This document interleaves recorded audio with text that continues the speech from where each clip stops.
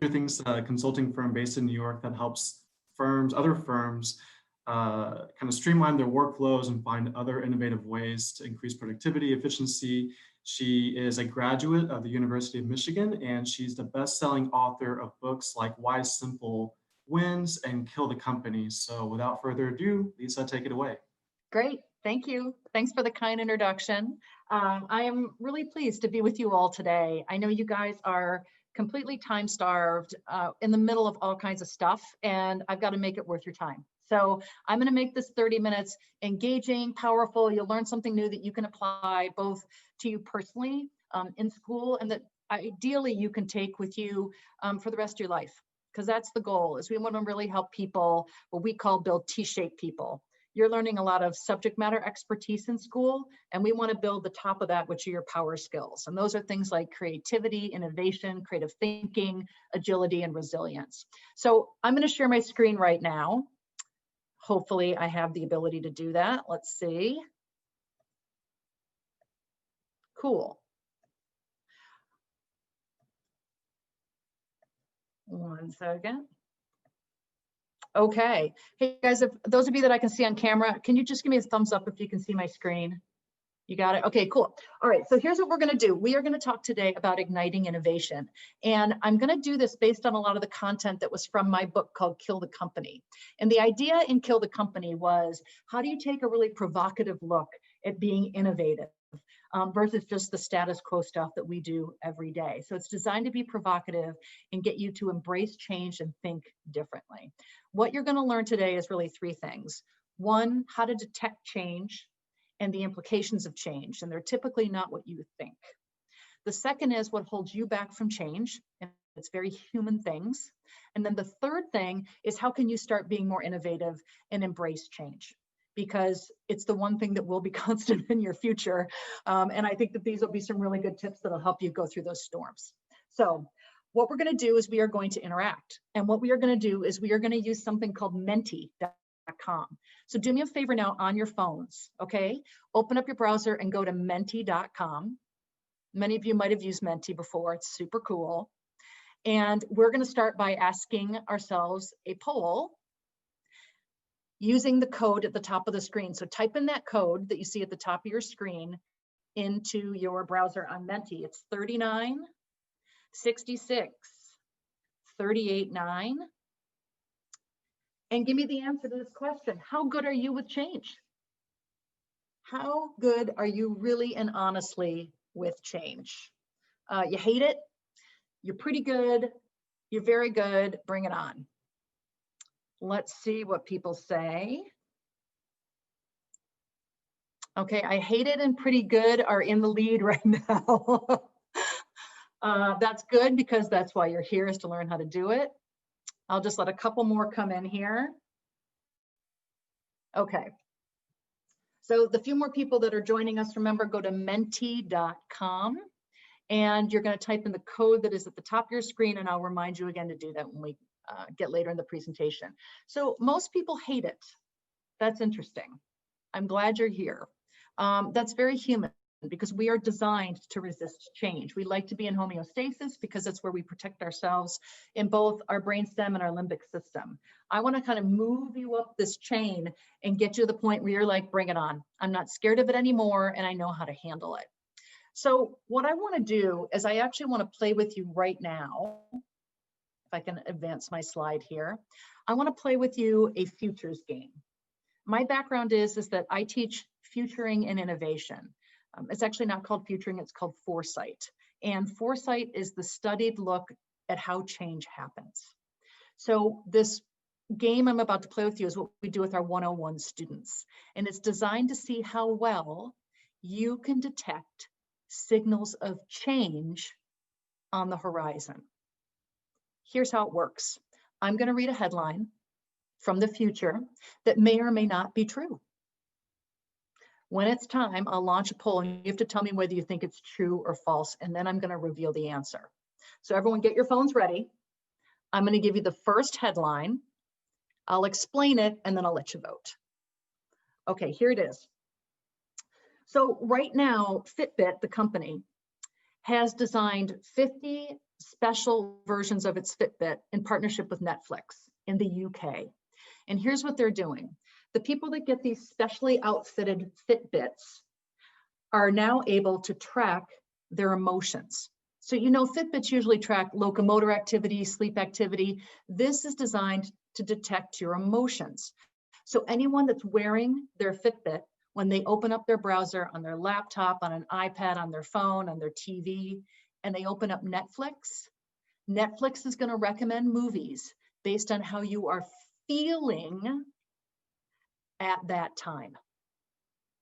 Okay, Fitbit and Netflix have a partnership in the UK, and the goal is to recommend and track movies based on your feelings.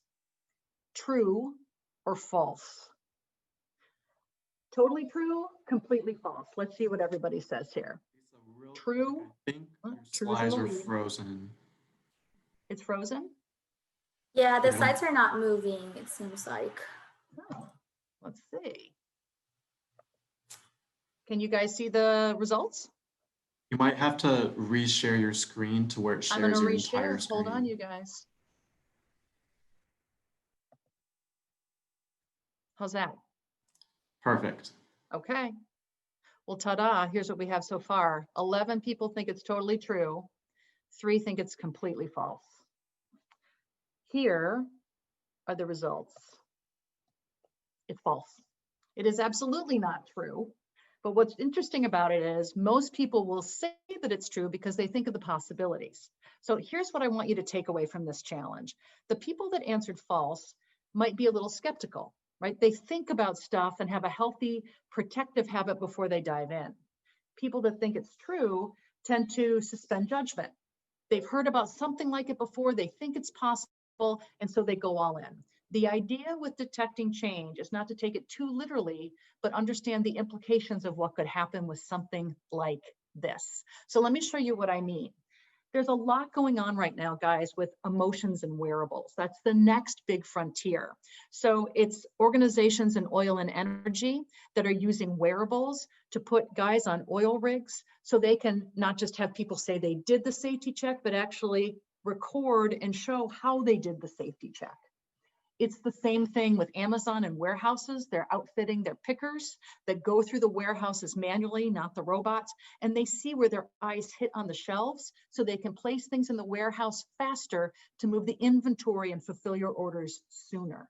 And it's even being used tracking behaviors in drug development. Teams don't have to sit in the same lab anymore. We can have teams that wear wearables and record their process steps when they're creating a new compound for a drug across many different parts of the organization and countries at the same time. Because what we say as humans that we do and what we actually do are typically very, very different. Now, where this is going to get really creepy for you is voice technology. The next big frontier is voice commerce. Just those of you that are on the screen here, how many of you have an intelligent assistant either in your dorm or at home somewhere? Anyone? Okay. So I even catch my kids cheating on their homework with Alexa. It's pretty cool. I got to give them credit for it. But what is interesting, whether you have Google Home, Alexa, or something else, is the potential of how tracking your behavior is tuning in their algorithms. I already hear it with Alexa and mine. And she will ask me when I ask her a question if I would like her to order me something I've asked about. So let me tell you what I'm saying. Imagine that with Alexa. You say, Alexa, when will my coat from Patagonia arrive? And Alexa says, oops, well, UPS tracking says Friday. I see that there's another coat on Amazon because you sound stressed. Should I order it for you? That's already happening now, by the way. Or what about this one? Maybe you'll be in a conference room someday and you'll be able to ask Alexa, which of the ideas in our brainstorm do you think are the most viable? Because it'll use AI and it'll detect probabilities. And it might answer, well, according to my calculations, the ideas around personal robotics seem like the most viable for your organization. It will be driving innovation if you let it. But then we move from the cool line to the creepy line. And this is where entrepreneurial efforts, innovation, and ethics need to come in when it comes to algorithms.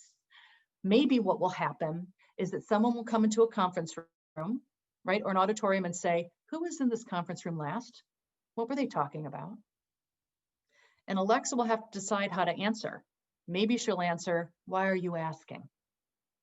So what I'm really trying to take you through is where we started was, hey, we had a Fitbit that can recommend movies.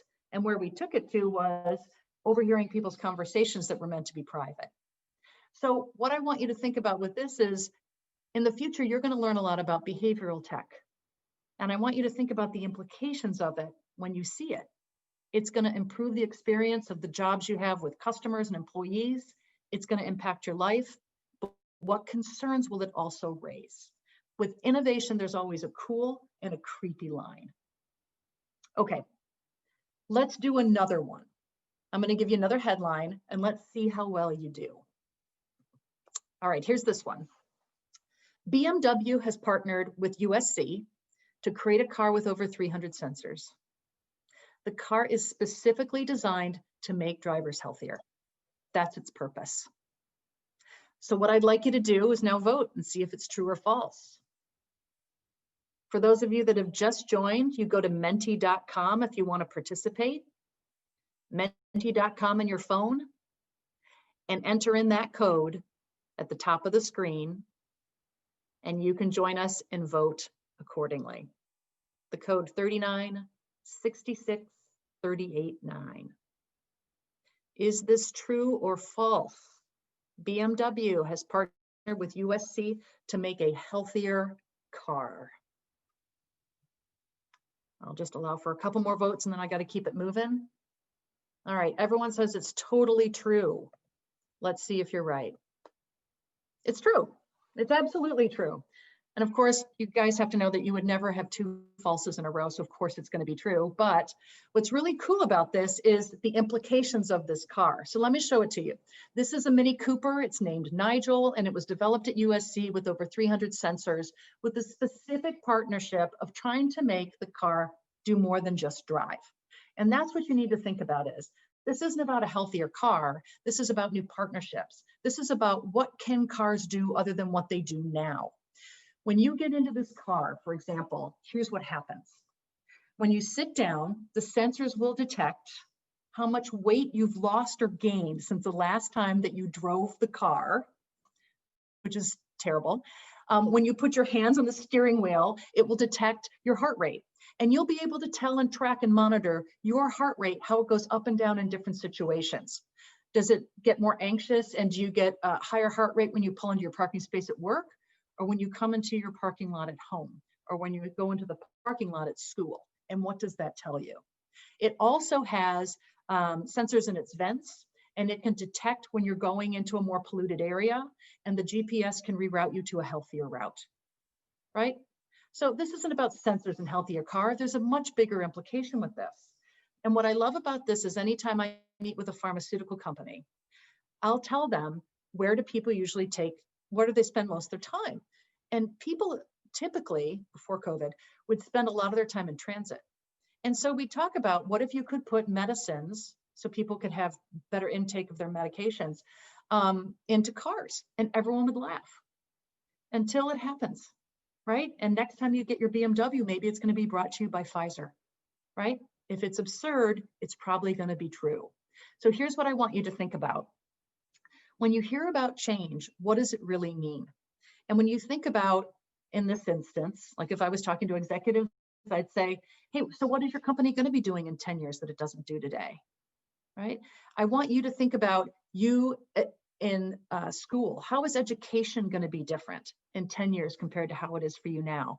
And frankly, for you, what are the jobs that you can see emerging that might not even exist today? So let me just talk quickly a little bit about change. And the reason it's important for you to be on top of it and keep your antenna up is, one, because it's cool, right? It's always cool to be ahead of the curve and think about possibilities, not problems. More importantly, when you get out into the workforce, it's not about just being the best at what you do. It's about being the only one that does what you do. And that's what innovators do. And that's a very distinct difference. Being the best at what you do is great, but being the only one that does what you do is what changes the world. And these are companies I'm going to show you that were able to pivot because they're agile and they embrace change. So here's Dyson, right? Of Dyson vacuums and hand dryers, right? When you used to go to the airport or wherever.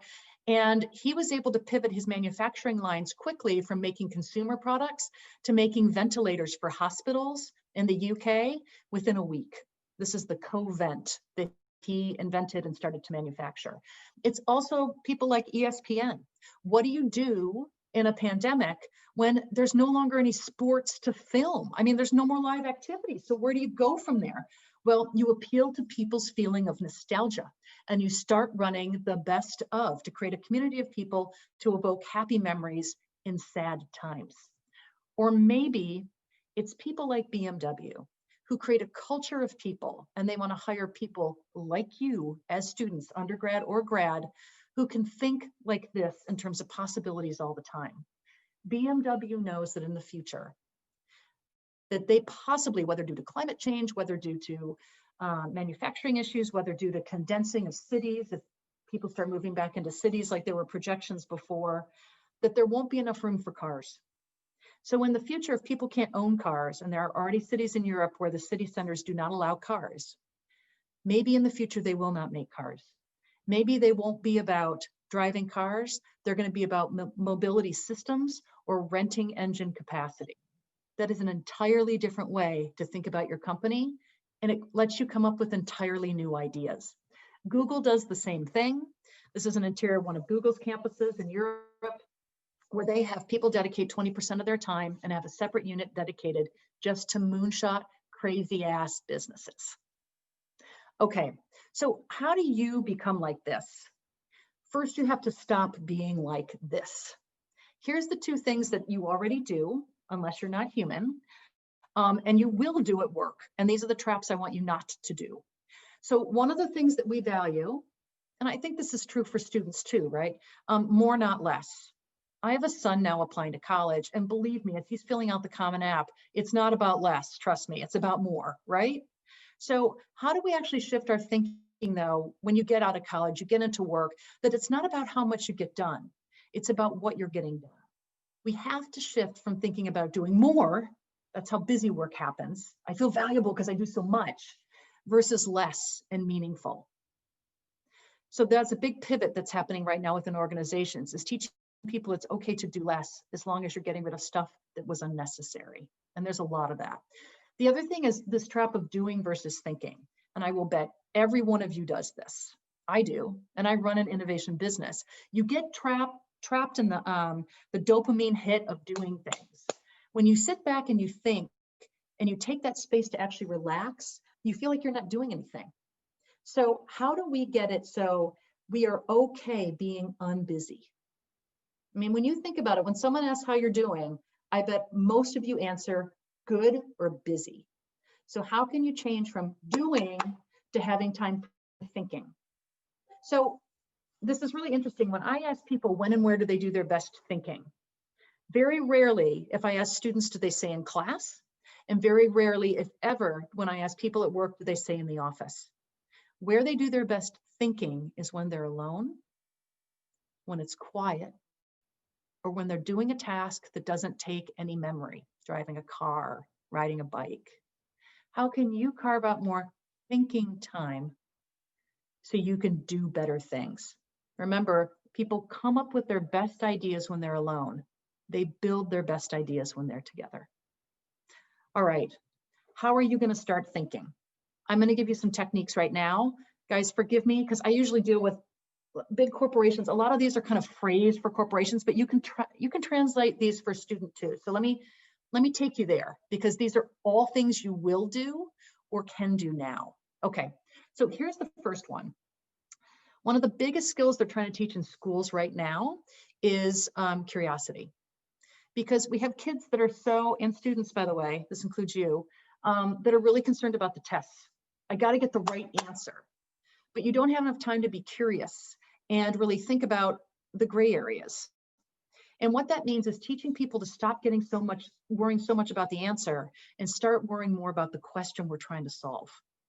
So what we teach people to do is ask killer questions. These are open-ended questions. They are meant to provoke. They are meant you to feel uncomfortable, and they're meant to be unusual. So these are questions like, let me go to this next slide. So if you got in a room and you work at the university or you work at a company, you get, rather than saying, what else could we do that's innovative? You have to shock people and say, all right, right now the CEO has just walked in. We're not allowed to charge any money for anything we do ever again, right? We have to come up with something new. How else are we going to make money right now? People really start to get creative because when you put restraint on them, it makes them be more provocative. How about this one?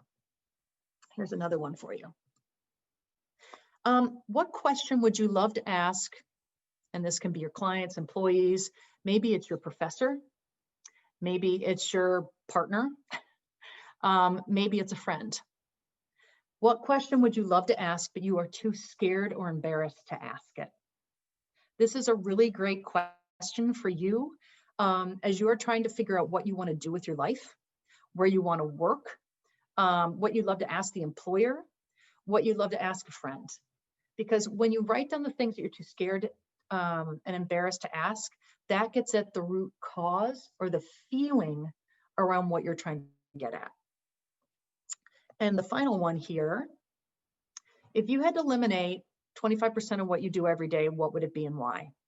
This works for you, this works for professors, this works for anyone in academia, it works for anyone in companies.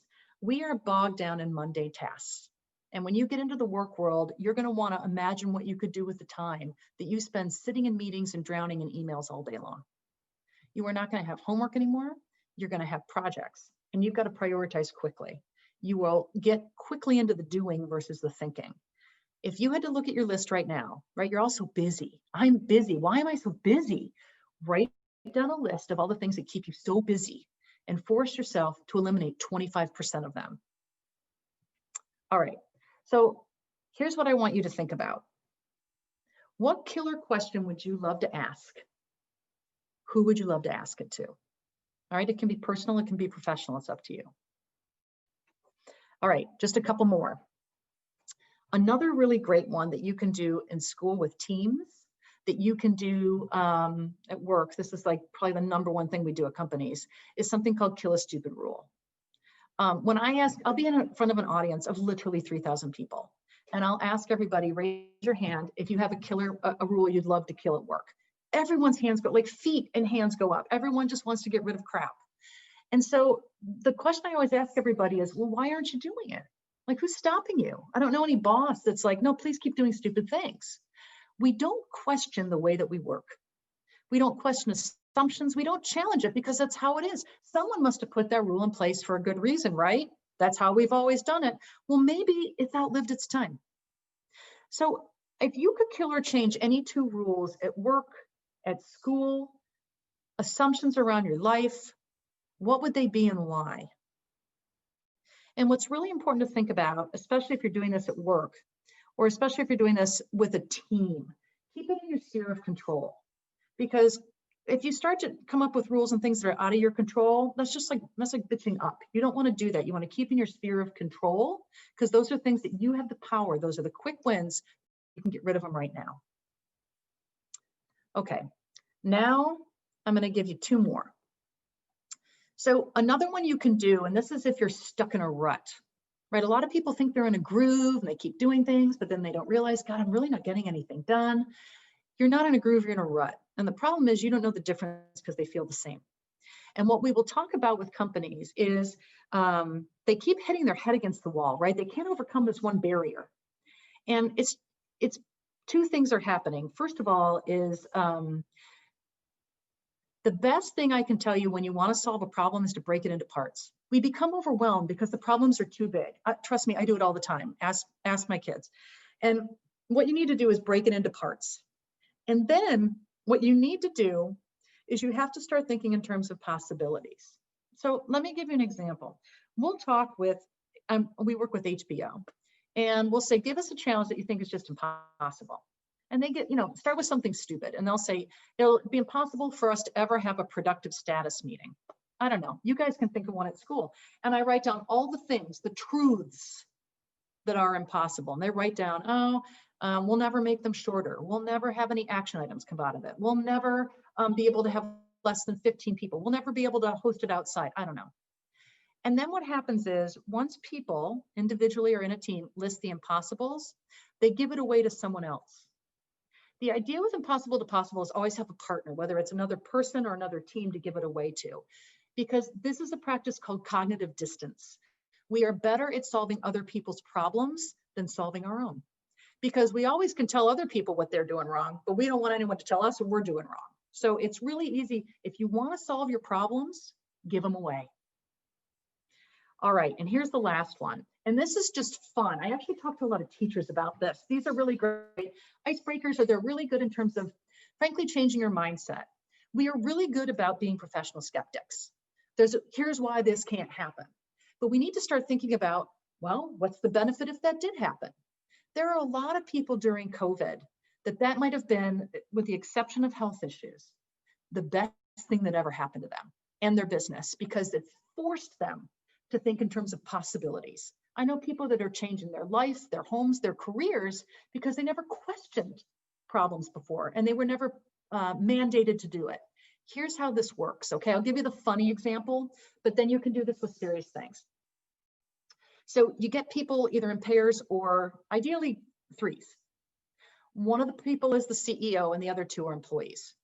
And you can keep rotating who the CEO is, but the CEO is the person who has to sit there and make everything fantastic. Okay, this exercise is called That's Fantastic. And it's the two employees' job to come up to the CEO and tell them horrible things that have just happened, like things that just are really going to give them a heart attack. And the only way that the CEO can answer is, well, that's fantastic, and come up with a reason why that's amazing. I have seen this done with incredible results. Like, here's an example. Imagine, well, this is going to be stupid, but it just proves the point. Imagine we own a bowling alley, okay? And I'm the CEO of this bowling alley, and COVID's just hit, kind of screwed, and no one can come anymore. And by the way, we're no longer allowed to use bowling balls because people aren't allowed to touch them. And someone would come to me and say that, and I would say, well, you know what, that's fantastic. Because bowling is such a dated game. I've always wanted us to get into video games, and this is going to make us really we'll just make it a place where everyone comes together and they can do video bowling and still have cocktails. That's fantastic. Don't worry about it. So the idea is, how do you turn the frown upside down, being put on the spot and getting in the mindset of that's fantastic? If you practice that once a day for a week, you would already change your mindset into possibilities. So here's what I want, because we're out of time. I would love you to tell me now, and we're going to do a word cloud. Type into your Menti, if you can. Again, people that join late, go to menti.com and type in that code. And I would love to hear from you. Which of these tips are you going to try first? Are you going to ask killer questions?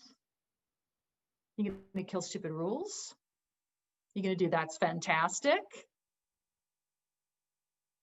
Which one would you try first?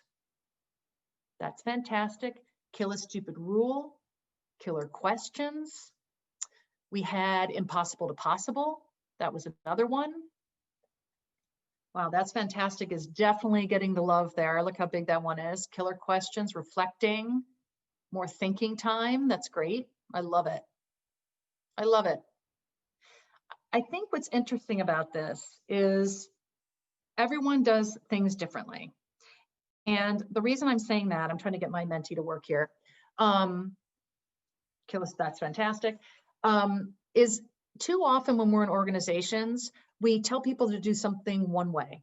And what you really need to give people in terms of changing behaviors is often a toolkit. So I hope what you got here today is a toolkit of things you can use to try. There's a reason I just did this word cloud with you. There's a lot of cognitive science around the fact that when we write something down, we verbalize it, or in this instance, we type it out, we are making a mental commitment to what we're going to try. And just by doing that increases the ability or the likelihood that you will do it in the next week by over 50%. So I hope that you will try one of these tactics. And I hope that you will start to really make space for innovation and change to happen, because that is really what will set you up for success. Thinking in possibilities and seeing the potential in everything you do. Now, I know we're at time, and I just put this slide in here if you want to type anything in. It's an AMA, ask me anything, questions, comments, anything you want to know, I'm happy to answer it now. I know, Matthew, we're at time, so if we have to cut it off, that's fine, but if anyone wants to type something in, that's cool too. I'll just give it 1 second. Yeah, you bet. Thank you so much. We'll leave it open for a few more minutes if anyone either has a question that they'd like to ask Lisa or put it in the chat. We're good for either. Awesome, thanks a lot. Okay, always will take that. That's great. Best skill for students. If the question is what's the best skill for a student to have, to me it's I believe in critical thinking and creative problem solving. And that's why I really ended with that's fantastic. Because kill a stupid rule is a tactic, killer questions also is a tactic, but getting in the mindset of that's fantastic, it's easy for you to practice, and it's a life skill that can really change your behavior and the behaviors of others. It's amazing when you go into a room, and remember there's 2 ways that bowling alley boss could have responded. Oh crap, now what are we gonna do? Or, you know what, that's fantastic. And the difference you see with the team, with the boss that responds with, that's fantastic, sets the tone and the culture from problems to possibilities. Here's the last one, or 2 more. How to promote an innovative mindset. Well, that's fantastic is one way to do it. A challenge I find is that people I work with don't want to change. Heck yeah, as a company that teaches change, most people are designed to resist it, right? That's how most people are programmed. So what we want to do is show them that it's human to resist change, but teach them skills that can give them ways to get in the mindset of possibilities. So the first one is that's fantastic as a mindset skill, but impossible to possible is a possibility, overcoming challenges. So what that does at work is it acknowledges that people do have barriers. People don't want to be told that they don't have barriers. It lets them list them, and it gets other people involved in solving them. Can you think of an example if you to think of 2 stupid rules you have? We kill rules. We try to kill rules every quarter. We've been killing so many with COVID. Yeah, we've killed some stupid rules. We don't have to have everybody participate in all our status meetings. We redesign them like carpools. So everyone that has the biggest topics start at the top, and then people start to drop off until only the most focused topics are at the end, and it's a better use of people's time. Another stupid rule was we used to have a lot of paper products that we did at a lot of our workshops for thinking, and we got rid of them all. And now everything is just done electronically, and it's a heck of a lot easier, and it saves money. What are your thoughts on technology decreasing the lack of curiosity? Okay, so when people ask me if technology is good or bad, the answer is yes, because 1, it can be really good, like all the apps on my phone. Oh my God, they save me so much time. They're incredible, right? I love that I have everything at my fingertips. The problem is more. So just because you can doesn't mean you should. You should always kind of weed the garden, so to speak. Like I'll go through my phone and I get rid of apps. I go through my contact list and I get rid of people I don't want to have contact with anymore. There's all kinds of ways you can weed things out of your life to make space for curiosity. So I think technology, the answer is yes. It gives you an opportunity to seek out technology. The problem is, this is where questions come in. You have to seek it out with the right search terms or the right questions, right? Computers and AI is for answers. Humans are for questions. So are you asking the right questions so you can be curious? What is your favorite thing that you teach in your foresight class? In the news. I mean, I love tricking people and teaching them what holds them back, right? The other thing that we teach in foresight class is about resistance to change. And we do this exercise about apples and oranges. And what's cool about it is we pair people up. And what we do is we try to make the fact that you resist change top of mind. And what we do is we pair people up, and we have one person be an apple and one person be an orange. And the apples make a fist and stick it out, and the oranges put their palm up. And on the count of 3, the apples have to push against the oranges. So the instructions are apples on the count of 3, you have to push, okay? So you say 1, 2, 3, and the apples push, and they push, and they push, and people are hurting and falling on the floor and laughing. And when you're done, I say, okay, well, that's great. Apples, what were your instructions? To push. Oranges, what were your instructions? Nothing. I didn't give them any instructions. But they naturally pushed back. They resisted, because that's our natural way of working as a student, as a teacher, and at work. We resist new things that come at us. That's our first thing. And so the more we can not resist it, but instead channel it, right, the more open we're going to be to possibilities in the future. I think we have a couple more questions. How can students identify areas with high potential for change instead of going into a static industry? Oh, you know, I really like, that's about staying on top of trends and reading more. Like, that's why I tell people always to read Wired. I'm not going to tell you about future blogs. One of my favorite sites is called Springwise, and they have a huge trend library of innovations with 10,000 trend spotters around the world. And they will show you based on different categories what the trends are. And it can be by theme, like, you know, things on climate change, things that are eco-friendly, things that are for, I don't know, transgender, things that are for Black Lives Matter, things that are for, I don't know, for retail, things that are just for tech-based. And you can look through all these things and see all the innovations that are happening around the world and reach out to some of those companies. So how you can identify areas with high potential is Wired can give you the big picture, but things like Springwise can show you the smaller picture. I think there's one more. Hasn't technology driven us to become more impatient? Yeah, I think it's interesting. I think the problem now is everyone is time starved. It's not just technology, by the way. I think it's just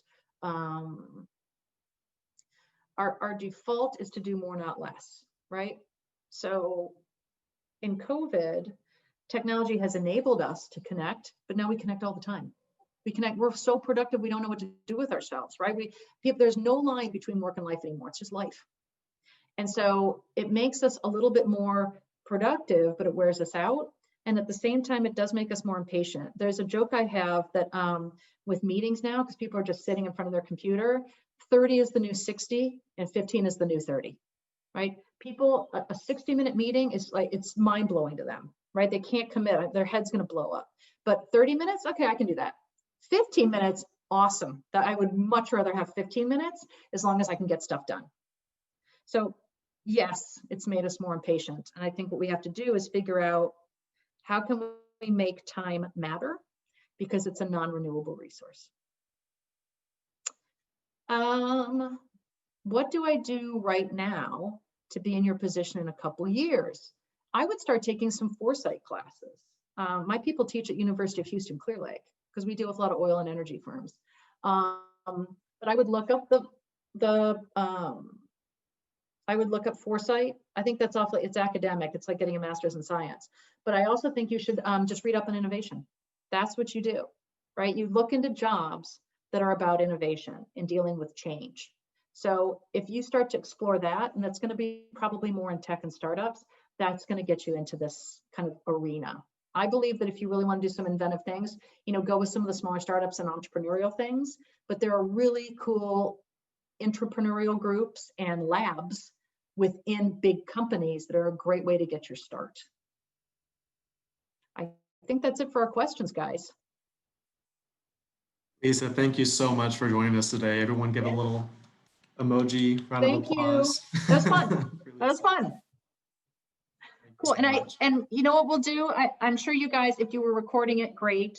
And if not, we can always get people some of these slides so they can have them.